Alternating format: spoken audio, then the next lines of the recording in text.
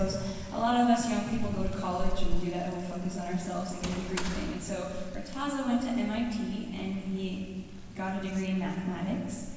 And shortly thereafter, he decided to be a renegade and go to Texas and join the Tar Sands blockade. And so, as a fellow Tar Sands blockader, I came to know Murtaza rather well. And in that time, he had a hunger strike in front of TransCanada's corporate office in Houston.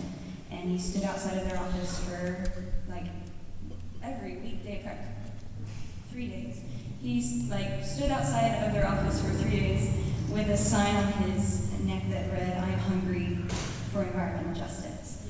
And so he's an amazing person, and he biked here from Michigan, where he's also been doing a lot of tar sands resistance work. So give it up for Murtaza Nek.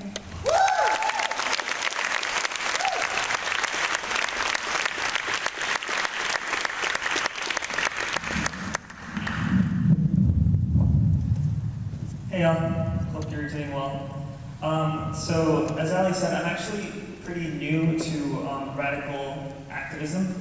And by radical, I mean endorsing illegal tactics as a legitimate means for fighting the systems that continue to oppress us and don't work for us. It's been like 2 or 3 years since it began. Before that, I was enrolled around people where civil disobedience wasn't even heard of. It would have been a weird and unusual thing, and now I feel like I'm totally inverted where everyone I'm around is talking about it. I think it's a really important and useful thing. So I just want to talk a little bit about where I came from and how I transitioned and what I learned from my past that might be possibly useful to the rest of y'all going forward in the movement. So basically, I grew up thinking, more or less, largely because of the absence of these conversations in my faith community, in my school, in my home, that the world was more or less okay. Like, the wars have happened, struggles have happened in the past, more or less to finish off a utopia that we're in today. And so I felt really comfortable like doing lots of cool things. In my time, I became introverted and mathematical. There was not really a lot to worry about.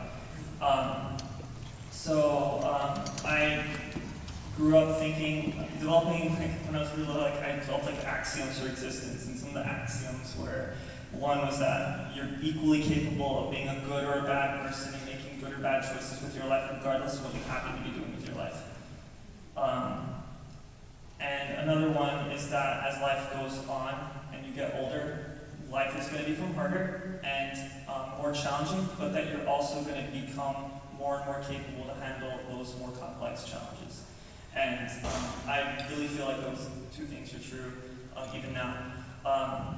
So yeah, I continue to just keep learning, keep figuring out stuff about life.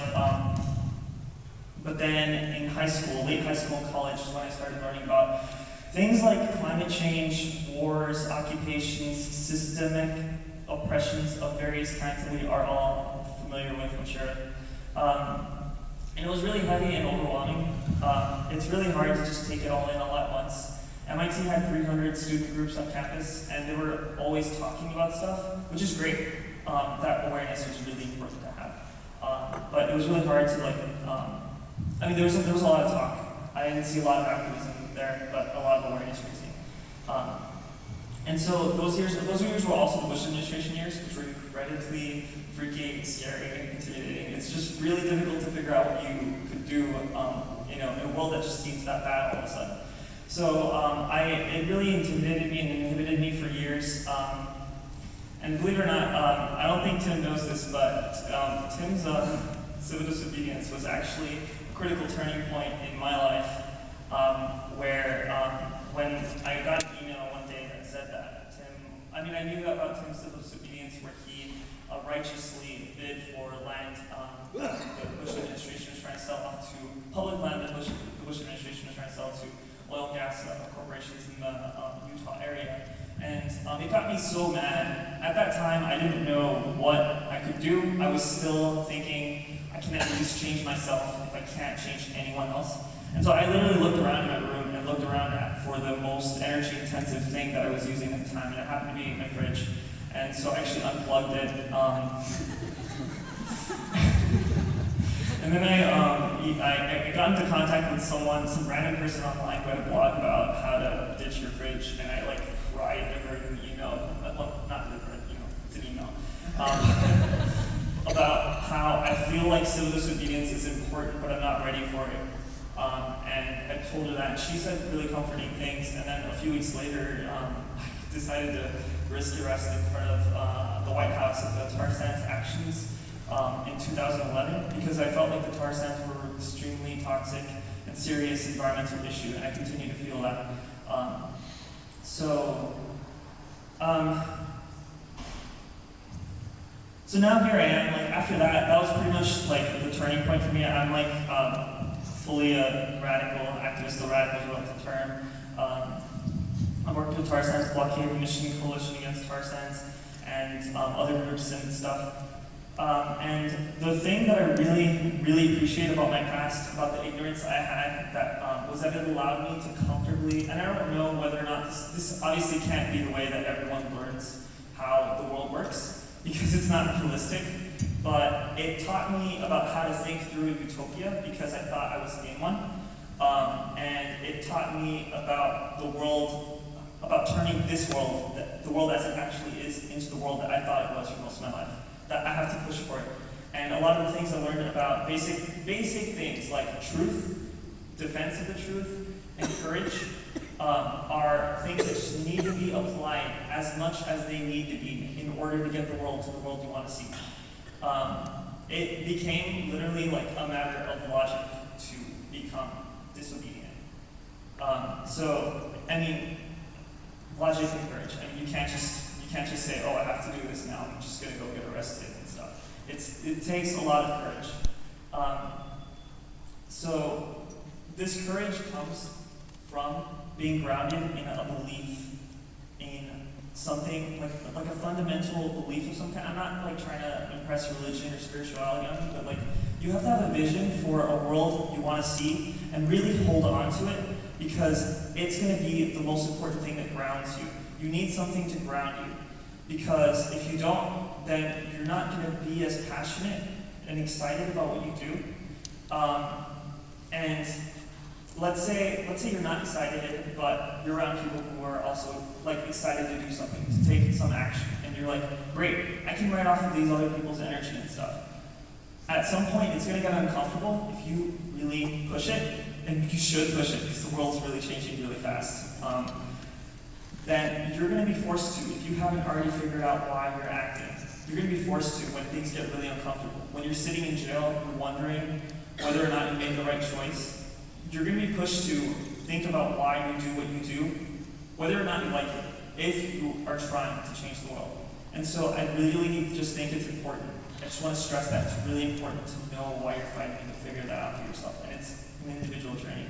And I'm going to end with some quotes on hope and hopelessness and hopefulness, because in thinking about the fact that the world is changing really quickly, it's very regular to think that we won't be able to change it fast enough to avert severe climate crisis. So it's really important, I think, just to have a robust belief, meaning, let's say I fight and I start deciding that the world's going to end whether or not I fight. And I've thought about this a lot, and I've been, and I think a lot of my friends have thought about this too. I mean, it's very likely that we might not be able to save the planet. So in that case, it's really important to develop beliefs and frameworks for understanding reality that transcend that and don't depend on whether or not you win. And for that, I have a quote here. Well, actually, I'm going to offer these other quotes. Here's a quote on hopelessness, hopefulness, hopelessness, whatever you call it, by Václav Havel. It says, "Isn't it the moment of most profound doubt that gives birth to new certainties? Perhaps hopelessness is the very soil that nourishes human hope. Perhaps one could never find sense in life without first experiencing its absurdity." I don't know who that person was, but I saw it online a few hours ago. And this other person is probably more familiar to you, George Lucas. The secret is not to give up hope. It's very hard not to, because if you're really doing something worthwhile, I think you'll be pushed to the brink of hopelessness before you come through the other side. And certainly you'll come through the other side. And the last quote is that even if you find that you're really losing hope, then it's really important to fight anyway. It's the moment that we know that we're going to lose, but decide to fight anyway, that the chains that restrain us break free.